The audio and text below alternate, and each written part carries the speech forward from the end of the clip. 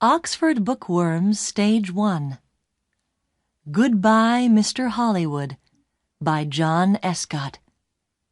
Read by Danica Fairman. Published and copyright Oxford University Press, 1996. Chapter 1. Mystery Girl. It all began on a beautiful spring morning in a village called Whistler in Canada. A pretty little village in the mountains of British Columbia. There was a cafe in the village with tables outside, and at one of these tables sat a young man. He finished his breakfast, drank his coffee, looked up into the blue sky, and felt the warm sun on his face. Nick Lortz was a happy man. The waiter came up to his table. "More coffee?" he asked. "Yeah, great," said Nick. He gave the waiter his coffee cup. The waiter looked at the camera on the table. "On vacation?" he said.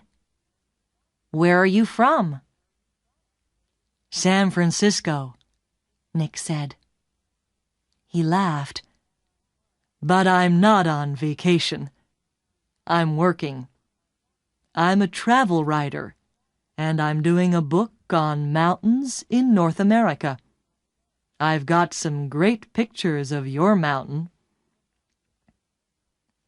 The two men looked up at Whistler Mountain behind the village. It looked very beautiful in the morning sun. "Do you travel a lot, then?" asked the waiter. "All the time," Nick said. "I write books, and I write for travel magazines. I write about everything. Different countries, towns, villages, rivers, mountains, people." The waiter looked over Nick's head. "There's a girl across the street," he said. "Do you know her?" Nick turned his head and looked. "No, I don't." "Well, she knows you, I think," the waiter said. "She's watching you very carefully." He gave Nick a smile. "Have a nice day." He went away, back into the cafe. Nick looked at the girl across the street.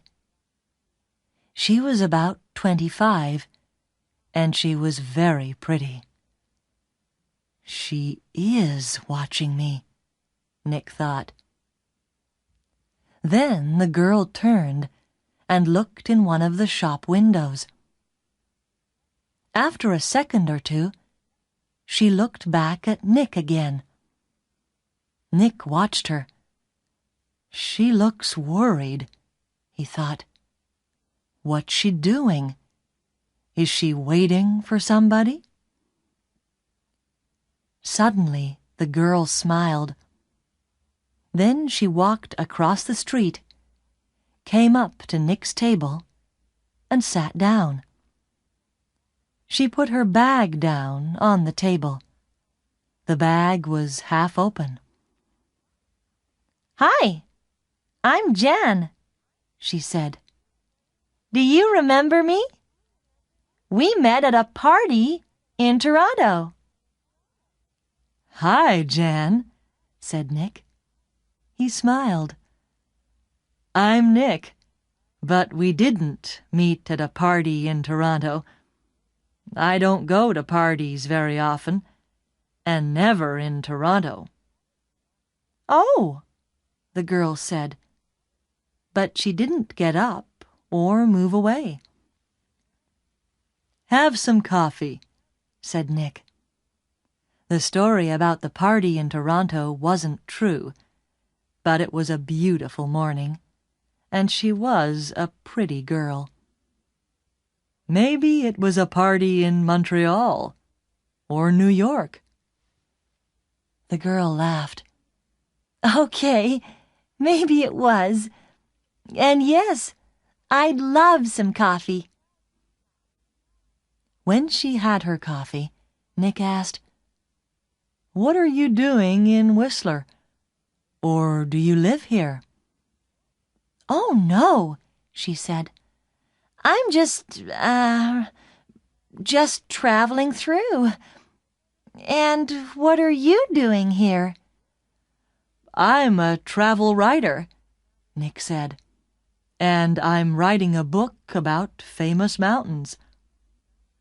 "That's interesting," she said. But her face was worried, not interested, and she looked across the road again. A man with very short white hair walked across the road. He was about 60 years old, and he was tall and thin. The girl watched him. "Are you waiting for someone?" asked Nick. "No," she said quickly. Then she asked, "Where are you going next, Nick?" "To Vancouver for 3 or 4 days," he said. "When are you going?" she asked. "Later this morning," he said.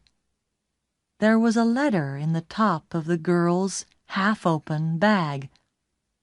Nick could see some of the writing, and he read it because he saw the word Vancouver. "And we can meet at the Empress Hotel, Victoria, Vancouver Island, on Friday afternoon." So she's going to Vancouver too, he thought. Suddenly the girl said, "Do you like movies?" "Movies? Yes, I love movies," he said. "Why?" "I know a man, and he loves movies and going to the cinema," she said slowly. "People call him Mr. Hollywood." She smiled at Nick. "Can I call you Mr. Hollywood too?" Nick laughed. "Okay," he said. "And what can I call you?" She smiled again. "Call me Mystery Girl," she said. "That's a good name for you," said Nick. Just then, the man with white hair came into the cafe. He did not look at Nick or the girl, but he sat at a table near them. He asked the waiter for some breakfast. Then he began to read a magazine. The girl looked at the man, then quickly looked away again. "Do you know him?" Nick asked her. "No," she said. She finished her coffee quickly and got up. "I must go now," she said.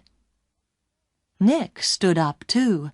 "Nice to—" he began, but the girl suddenly took his face between her hands and kissed him on the mouth. "Drive carefully, Mr. Hollywood. Goodbye," she said with a big, beautiful smile. Then she turned and walked quickly away. Nick sat down again and watched her. She walked down the road and into a big hotel. Now what, thought Nick, was that all about? The man with white hair watched Nick and waited. After 4 or 5 minutes, Nick finished his coffee, took his books and his camera, and left the cafe. His car was just outside the girls' hotel, and he walked slowly along the street to it. The man with white hair waited a second, then quickly followed Nick. From a window high up in the hotel, the girl looked down into the road. She saw Nick and the man with white hair about 50 yards behind him. Nick got into his car, and the man with white hair walked quickly to a red car across the street. 5 seconds later, Nick drove away in his blue car, and the red car began to follow him. When the girl saw this, she smiled, then went to put some things in her travel bag. Chapter 2. A Hand in the Back. That evening, in his hotel room in Vancouver, Nick could not stop thinking about the girl in the Whistler Cafe. Why did she come and sit with him? She didn't know him, and that story about a party in Toronto wasn't true, and she was worried about something. But what? And that kiss! It was nice, of course, but why did she do it? Maybe she liked my face, Nick thought, or my brown eyes. But I'm not going to see her again, so it doesn't matter. Forget it. He put some money in his pocket and went downstairs to the hotel restaurant. But there were no free tables, so he walked down to Gastown and found a restaurant there. After dinner, he went for a walk. Vancouver was a friendly city, and Nick liked walking through Gastown and Chinatown, looking in the shops and watching the people. It was nearly dark now, and it was a busy time of the evening. There were a lot of cars and a lot of people. After a time, Nick began to walk back to his hotel. He came to a busy street and waited with a small crowd of people to go across. A tall woman in a blue dress stood next to him. She turned and smiled at him. "It's the first warm evening of spring," she said. "It's nice to be out after the long, cold winter." "Yeah," said Nick. "It's great. It's—" Suddenly, there was a hand in his back, and the hand pushed Nick into the road. Nick fell on his face in front of a big, green car. People screamed, but the green car stopped only inches from Nick's head. The woman in the blue dress ran into the road and pulled Nick to his feet. "Are you okay? What happened?" she said. The driver of the green car shouted angrily at Nick, but Nick did not hear him. "Somebody pushed me," he said to the woman. "I didn't fall. Somebody pushed me." "Pushed you?" said the woman. "Who? I didn't see anybody." Nick looked at the faces of the people near him, but he didn't know them. Then he saw a man's back. The man was tall and thin, and had very short white hair. He walked quickly away down the street, and did not look back. "Hey, you!" Nick shouted. "Wait!" But the man did not stop, and he was soon lost in the crowds. "Did he push you?" asked the woman in the blue dress. I don't know," Nick said. "Do you know him?" she asked. "I don't know his name," Nick said. "But I know that short white hair. Now where did I see it before?" The woman began to move away.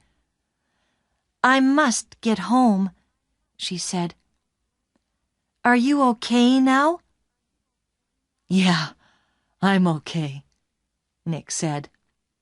"And thanks. Thanks for your help." "That's okay," the woman smiled. "Be careful now."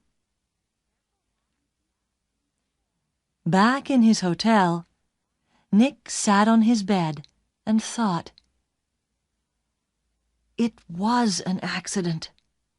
Nobody pushed me. It was an accident.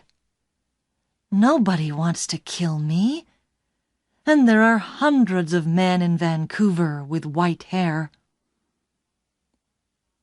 It was 1 o'clock in the morning, but Nick couldn't sleep. He listened to the cars in the road, and he looked at the night sky through his hotel room window. Then he sat at the table and tried to write some more of his book about mountains, but he couldn't think about his work. He got back into bed. There were 4 or 5 magazines in the hotel room. They were not very interesting, but Nick sat in bed and opened one, and saw a photo of Mystery Girl. He looked at the picture very carefully. But yes, it was her. Jan, the girl from the Whistler Cafe. She was next to a man of about 50 or 55, and they were in the garden of a big, expensive house. They smiled at the camera, and they looked very happy. Canadian millionaire Howard Hudson and his daughter Meg, it said under the picture, at their home in Toronto. Meg Hudson, not Jan, not Mystery Girl. Meg Hudson, the daughter of a millionaire. Nick read it again. Why did she come and sit with me in the cafe at Whistler? He thought. Millionaires' daughters don't sit with strangers in cafes and then give them a big kiss when they leave. Why did she do it? What did she want? He thought back to the cafe in Whistler and the girl next to him at the table. Then he remembered something. He remembered a man at a table near them in the cafe. A tall, thin man, about 60 years old. A man with very short white hair. Nick didn't sleep much that night. Chapter 3. A Walk in the Park. The next day was Thursday. Nick stayed in his hotel room and wrote about mountains all morning. Then he drove to Stanley Park in the afternoon. He sat and read a book for an hour. Then he went for a walk under the tall trees. There was nobody here. It was quiet, and he could walk and think. He thought about Meg Hudson and about the man with white hair. Did he know Meg Hudson? Did she know him? He remembered Meg Hudson's last words. "Drive carefully, Mr. Hollywood." Why did she say that? Why did she call him Mr. Hollywood? He didn't understand any of it. Suddenly, he heard a noise. He stopped. That was a gun, he thought. There's somebody in the trees with a gun. There it is again. Then something hit the tree over his head. Somebody's shooting at me, Nick thought. He turned and ran. And somebody began to run after him. Nick ran through the trees. There was no sun in here, and it was half dark. And there were no people. Nobody to help him. I must get to my car, Nick thought. Find some people. The police. He ran on. He could still hear the gunman behind him, so he ran faster. After 3 or 4 minutes, he stopped and listened. Nothing. It was all quiet.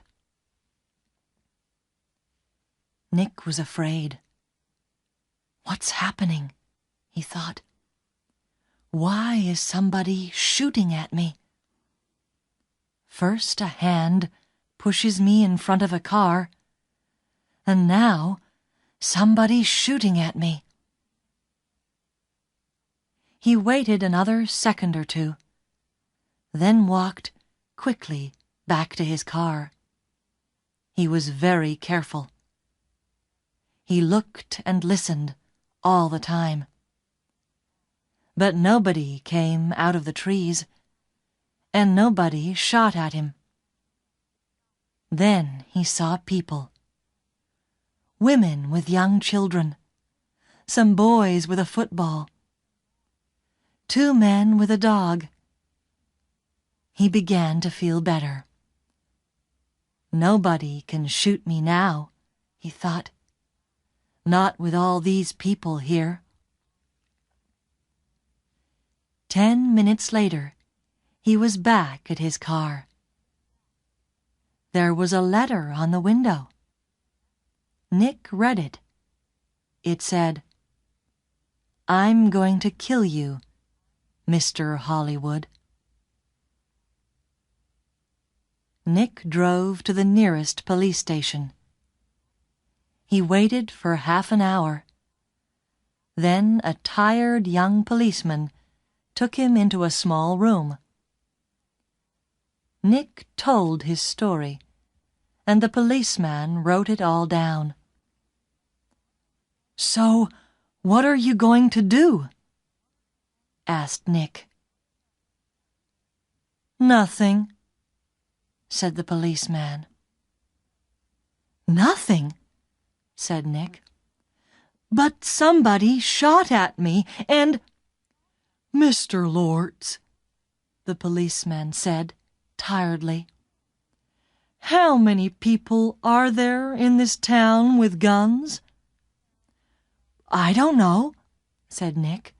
"But you didn't see the gunman. Was it a man? A boy? A woman?" Color of eyes? Long hair? Short hair? You don't know, because you didn't see anybody. Maybe it was an old girlfriend. Maybe somebody doesn't like your travel books, Mr. Lortz. But what about the man with white hair in Whistler? Said Nick. The girl, Meg Hudson, called me Mr. Hollywood in the cafe, and this man heard her. And now I get a letter to Mr. Hollywood on my car. Who is this Mr. Hollywood? We all want answers to our questions, Mr. Lortz, the policeman said. But we don't always get them. Questions, but no answers. Nick walked out of the police station and drove to his hotel. He was angry and afraid. How did the man with white hair find me in Vancouver? He thought. Did he follow me from Whistler? Is he following me now? Maybe he's staying at my hotel too. In the next room. With his gun. Chapter 4. The Man with White Hair. Nick stopped his car in front of the hotel. He looked carefully before he got out, but there was nobody with white hair near the hotel. He half ran through the hotel doors and went to the desk inside. I'm looking for a man with very short white hair, he said to the woman behind the desk. He's staying here, I think. He's about 60 years old, and he's tall and thin. The woman did not look very interested. There are a lot of visitors in the hotel, she said. Do you know his name? No, I don't, Nick said. He's, a friend of a friend, you see. He arrived in Vancouver yesterday, and I must find him. It's very important. Please help me. The woman looked at him. There are 350 rooms in this hotel, she said, and maybe 30 or 40 men with white hair. How can I remember all their names? She turned away to answer a telephone call. Nick walked away from the desk. A drink, he thought. I need a drink. He went into the hotel bar, got a drink, and sat down at a table. So, what do I do now? He thought. And then he remembered something. A letter in the girl's half-open bag in the Whistler Cafe. And we can meet at the Empress Hotel, Victoria, Vancouver Island, on Friday afternoon. And tomorrow was Friday. I'm going to Victoria, on Vancouver Island, he thought. To the Empress Hotel. Nick had dinner in the hotel that evening.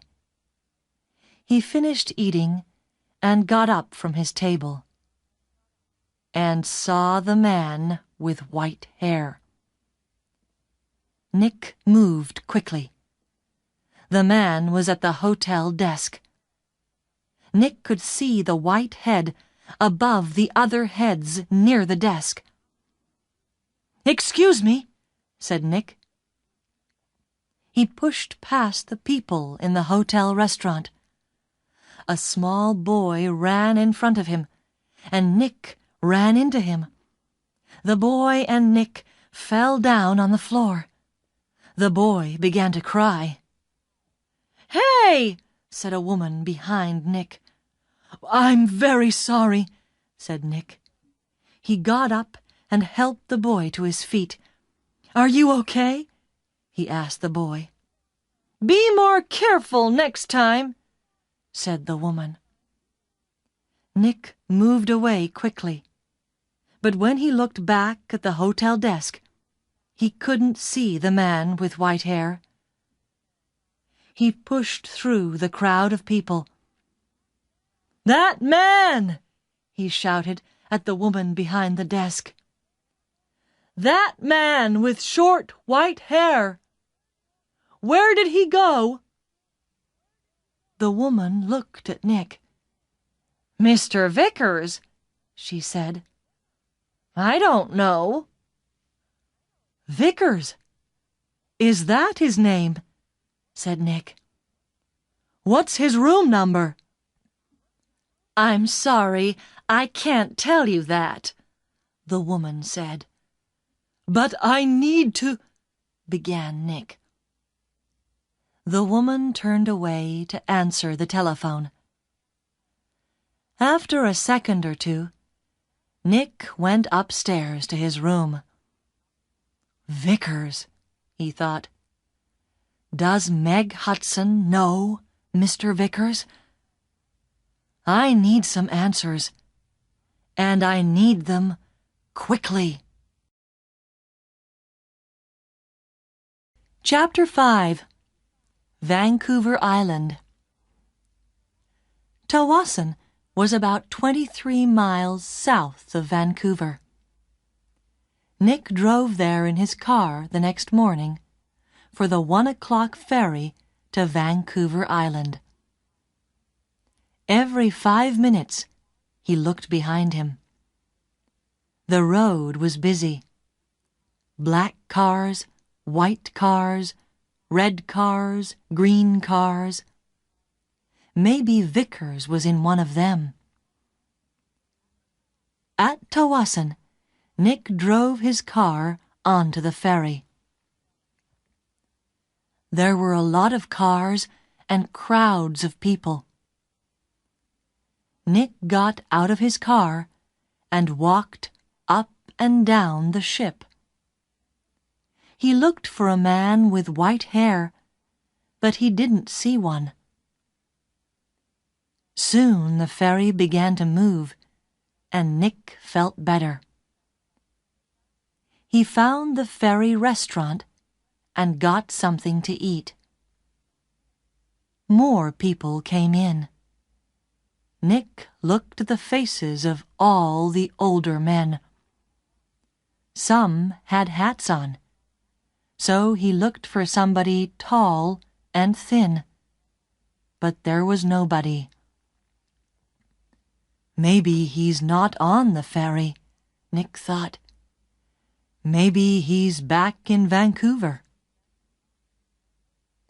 Later, Nick walked around the ship again. Once, he thought he saw the man with white hair in the crowds, but he could not be sure. 90 minutes after leaving Tawasin, the ferry arrived at Swartz Bay on Vancouver Island, and Nick went back down to his car. Swartz Bay was 20 miles north of Victoria. Nick drove quickly, and again looked behind him every 4 or 5 minutes. Once, he saw a red car about 200 yards behind him. Did I see that car on the road from Vancouver to Tawasin? He thought. He drove more slowly, but the red car still stayed 200 yards behind him, and Nick couldn't see the driver's face or hair. Soon he was in the busy streets of Victoria, and Nick didn't see the red car behind him again.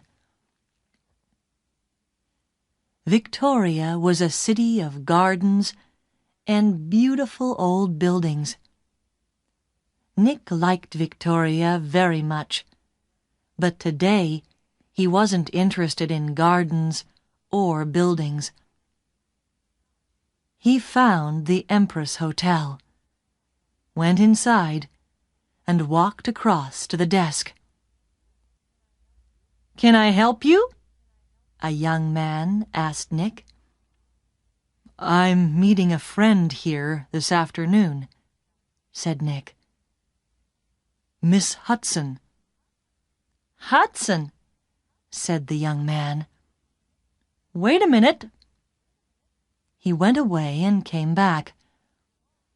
"Sorry, but there's no Miss Hudson staying here." Nick took something from his pocket. It was the photograph of Meg and her father, from the magazine. "This is her," he said.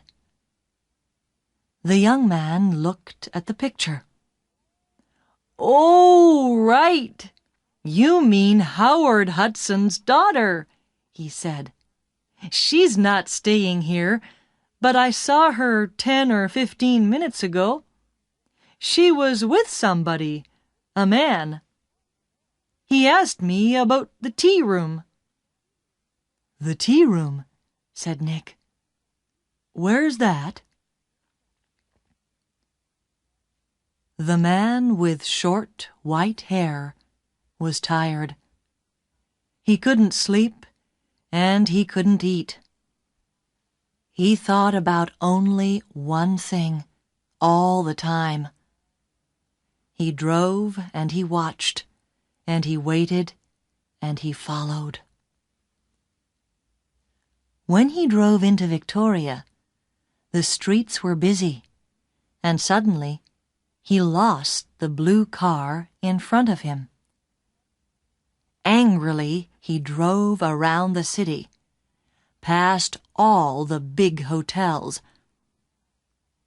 "I must find him," he said. "I must do it. Today." Then he saw the Empress Hotel, and in the street outside it, a blue car. He drove past the hotel, left his car, and ran back down the street.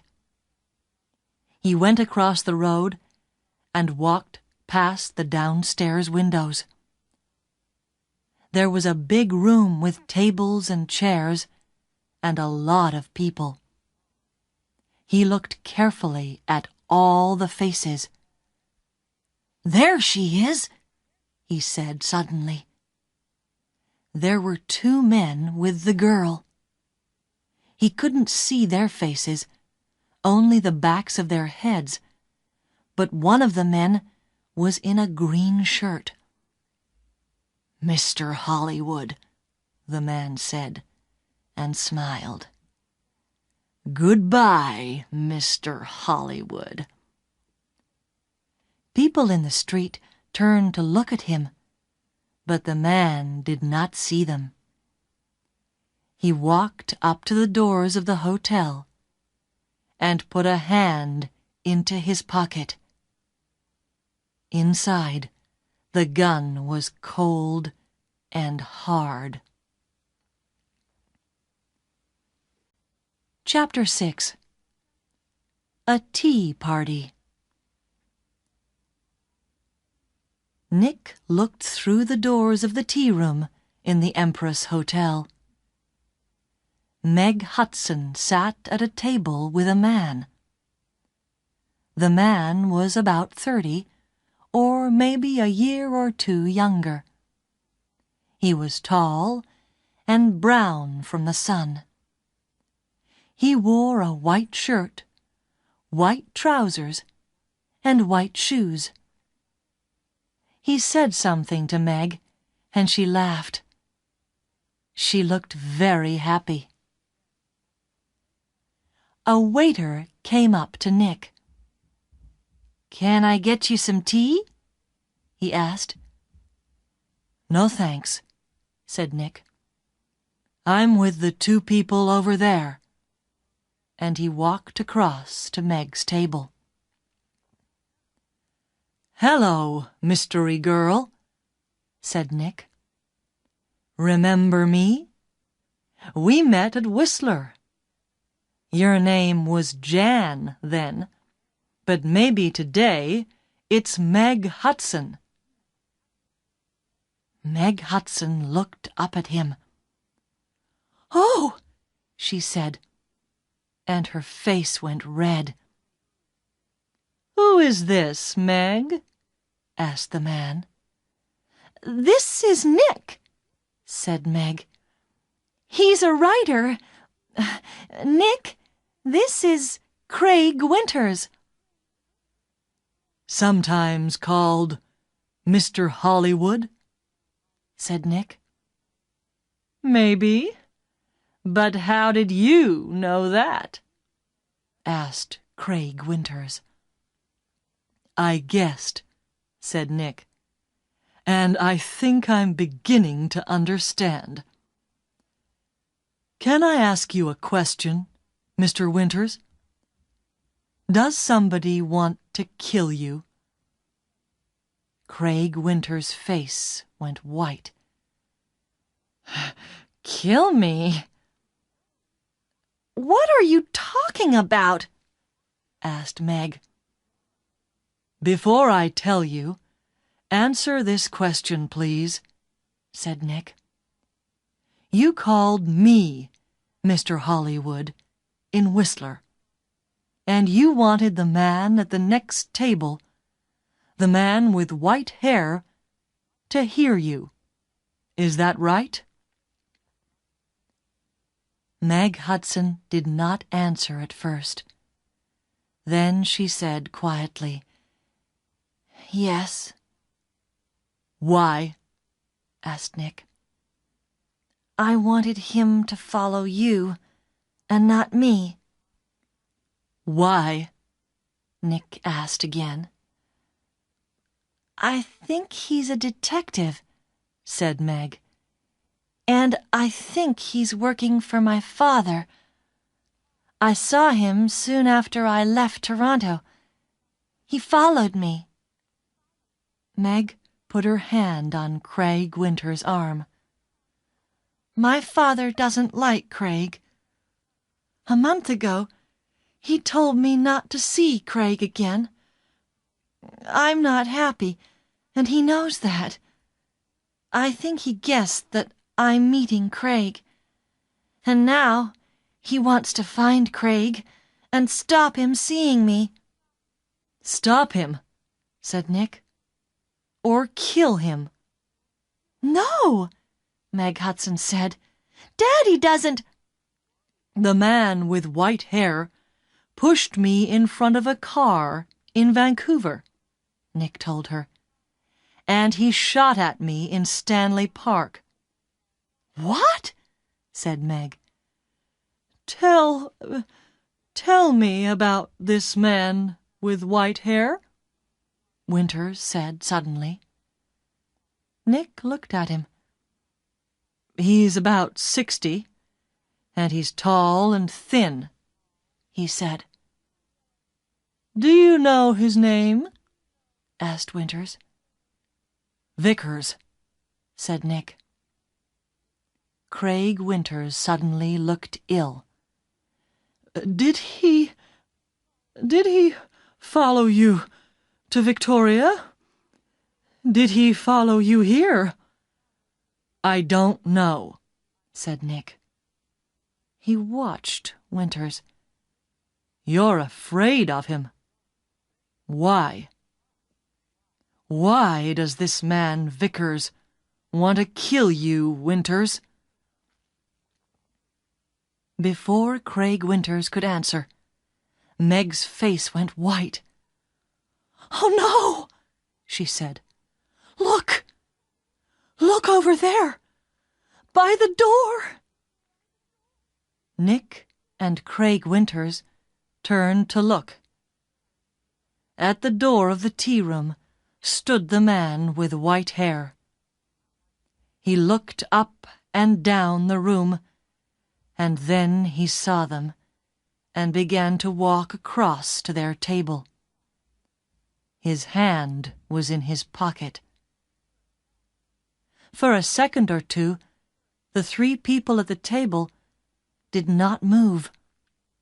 Then Craig Winters jumped to his feet. "That's Mr. Hollywood!" he screamed. "That man there!" And he pointed at Nick. The man's hand came out of his pocket with a gun. "This is for Anna!" he shouted. Nick moved very fast. The tea table went over, and Nick was down on the floor in a second. The shot went over his head, and Meg screamed. At the same time, Craig Winters shouted out and put a hand on his arm. There was blood on his white shirt. Then more people began to scream, and two waiters pulled the man with white hair down onto the floor. "Get the police!" somebody shouted. Chapter 7. At the Police Station. It was 7:30 p.m. Nick and Meg were in a room at the police station. The man called Vickers was in a different room with 3 detectives. There was a doctor with him, too. Craig Winters was at the hospital. The door opened, and a detective came in with 2 cups of coffee. He put them down on the table and turned to go out again. "Detective Edmonds," Meg said, "did the hospital call? Is Craig going to be all right?" "Winters," Detective Edmonds said. "Yes, he's going to be okay." "Can I call the hospital now?" asked Meg. "I'd like you to wait," said Edmonds. "Detective Keat is going to be here in a minute. He's just coming from the airport and—" He looked through the open door. "Ah, here he is now." A second detective came into the room, and behind him was a tall man with dark hair. Meg stood up quickly. "Daddy!" she cried. "What are you doing here?" "The police called me," said Howard Hudson, "and I flew here at once. Detective Keat met me at the airport. Now sit down, Meg. I want you to listen to me." He did not look at Nick. Meg sat down, and her father took her hands. "Meg, last week Johnny Vickers came to my house. He wanted to talk about his daughter. You remember Anna, Meg? 3 months ago, she jumped off a bridge in Boston and died. She was young, beautiful, rich, and she didn't want to live. Why? Because she loved a man, and the man took her money, ran away, and left her. And the man was called—" "No!" said Meg. No! Yes, Meg. Yes. He was called Mr. Hollywood. No! Shouted Meg. She began to cry. That's right, Miss Hudson, said Detective Keat quietly. To you, he gave the name Craig Winters. When Anna Vickers knew him, he was Carl Windsor. But he liked all his, girlfriends to call him Mr. Hollywood. He took nearly $50,000 from Anna Vickers, and there was a girl before that. No, it's not true, Meg shouted. It is true, Meg, said her father. Windsor gets all his money from rich men's daughters. Johnny Vickers loved his daughter. He went to her house in Boston after she died. He read her letters and learned about the money and the name Mr. Hollywood.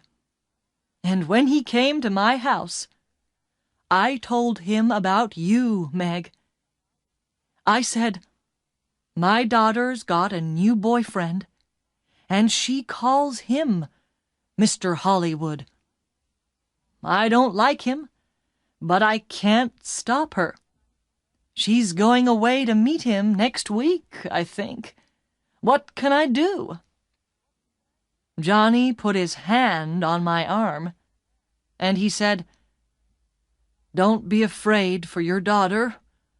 I'm going to find that man and stop him.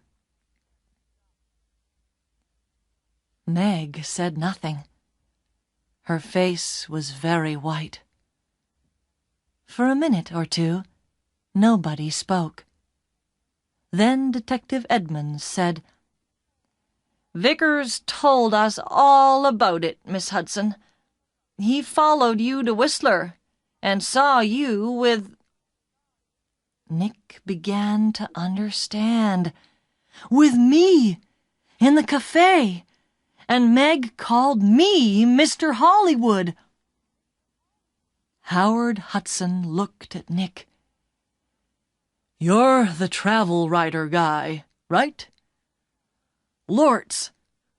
Nick Lortz, said Nick. Vickers nearly killed me. He shot at me twice, and... But Howard Hudson was not very interested in Nick. He looked at his daughter again.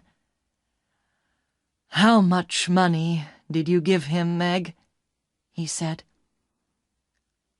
I gave him $25,000, said Meg. Only for 2 or 3 months, he said. Then he...